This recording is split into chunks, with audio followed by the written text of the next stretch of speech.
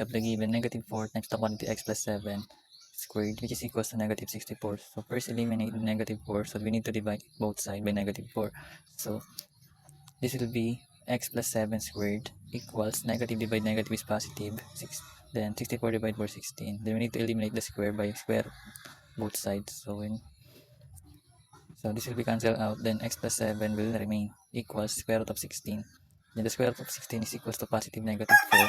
So we'll be having x plus 7, which is equals to positive 4.